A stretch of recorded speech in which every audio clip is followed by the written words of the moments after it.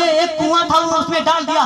ابو ہریرہ فتویٰ بتاؤ میری مغفرت ہوگی کہ نہیں ہوگی؟ یہ تو جذبات میں کھڑے ہو گئے, آستین چڑھا لیا, کہا کہ اوپر جی اللہ کی بندی یہاں سے نکل جا, زنا کرواتی ہے, اوپر سے بچے کو قتل کر کے پھینک دیتی ہے, کبھی تیری مغفرت نہیں ہوگی اور کبھی اللہ تیری توبہ قبول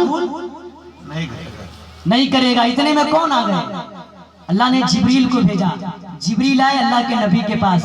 اللہ کے نبی کے پاس جبریل آئے, انہوں نے فرمایا اللہ کے نبی نے بلال سے کہا بلال جلدی جاؤ اور حضرت ابو ہریرہ کو بلا کر کے لاؤ, جلدی جاؤ ابو ہریرہ کو بلا کر کے لاؤ. بیچارے فرما بردار آدمی بلال آئے. آپ جانتے ہیں بلال کون تھے؟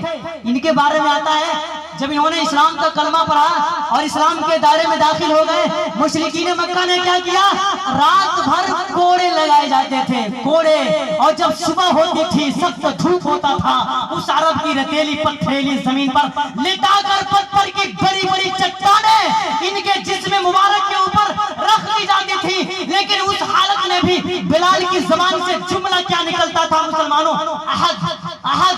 کیا مطلب؟ چاہے دم نکل جائے یہ بلال کہتے تھے میرے منہ سے نکلے گا لا الہ الا اللہ. احد احد کیا کرتے تھے؟ اللہ کے سوا کوئی عبادت کے لائق نہیں, اللہ کے سوا کوئی پوجھ کے لائق نہیں, اللہ کے سوا کوئی پرستش کے لائق نہیں, اللہ کے سوا کوئی عزت دینے والا نہیں, اللہ کے سوا کوئی مال دینے والا نہیں. مانگنا ہے تو خدا سے مرادیں مانگو.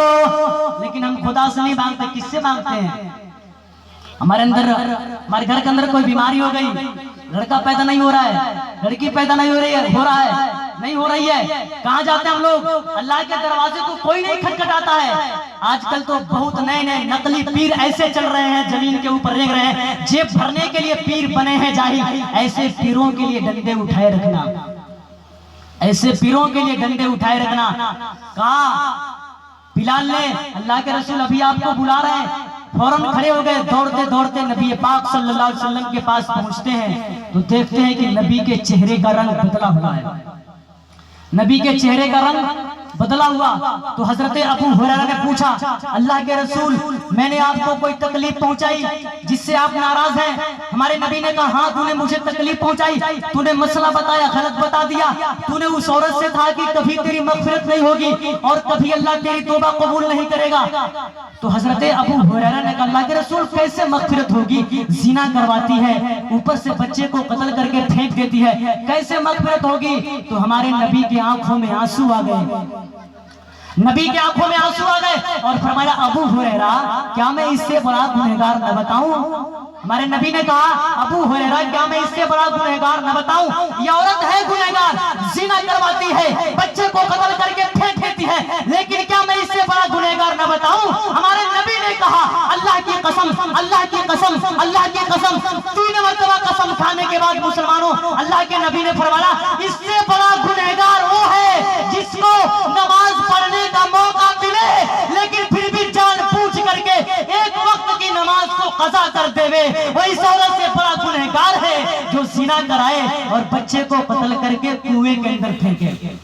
اللہ مثال کے طور پر اگر اس گاؤں میں کوئی عورت زنا کرائے, آسان مثال, اس سے بچہ پیدا ہو اور اس کو قتل کر کے کہیں پھینک دے تو بتائیے ہم اس کا چرچا کریں گے کہ نہیں کریں گے؟ ارے اس کا چرچا کریں گے کہ نہیں کریں گے؟ اس کا چرچا تو سب سے پہلے اخبار میں ہوگا, اس کا چرچا سماچار میں ہوگا, اس کا چرچا گھر گھر کے اندر ہوگا, ہوٹلوں کی دکانوں میں ہوگا, چوراہوں میں ہوگا, شہروں میں ہوگا, پورے ہندوستان کے اندر یہ بات پھیل جائے گی. لیکن مسلمانوں آج اس سے خطرناک گناہ ہم کرتے ہیں. ایک عورت زنا کرائے, غلط کام کروائے, ہم سب بدنام کرنے کے لیے تیار ہو جاتے ہیں. کل قیامت کے دن جب ساری دنیا کہے گی نفسی نفسی, آدم صفی اللہ نفسی نفسی, عیسیٰ روح اللہ نفسی نفسی, موسیٰ کلیم اللہ نفسی نفسی, یوسف صدیق اللہ نفسی نفسی, ساری دنیا نفسی نفسی پکارے گی. اگر اس بھرے مجمع کے اندر اللہ تبارک و تعالی ہم سب کو بدنام کرے گا, کافروں کے سامنے رسوا و ذلیل کرے گا, تو ہم سب کس کو منہ دکھائیں گے؟ کس کو منہ دکھائیں گے؟ سرکار کو تو منہ دکھا نہیں سکتے کیونکہ سنت کا جنازہ نکال کر کے گئے ہیں دنیا سے, اسی پر ہماری موت ہو گئی ہے. اللہ کے نبی نے تو ہم کو پہچاننے کی بھی نہیں, पहचान तो पहले बता दी गई, उसका चेहरा चमकेगा, हाथ चमकेंगे, पांव चमकेंगे, जिस्म के सारे आज़ा चमकदार नजर आएंगे। इसलिए मैं आप लोगों से गुजारिश करता हूँ, नमाजों की पाबंदी की जाए, उसको सही वक्त पर पढ़ा जाए और नमाज को इबादत समझ के पढ़ा जाए। जब तकबीर तहरीमा के वक्त हाथ उठाए जाते हैं और पहली तकबीर कही जाती है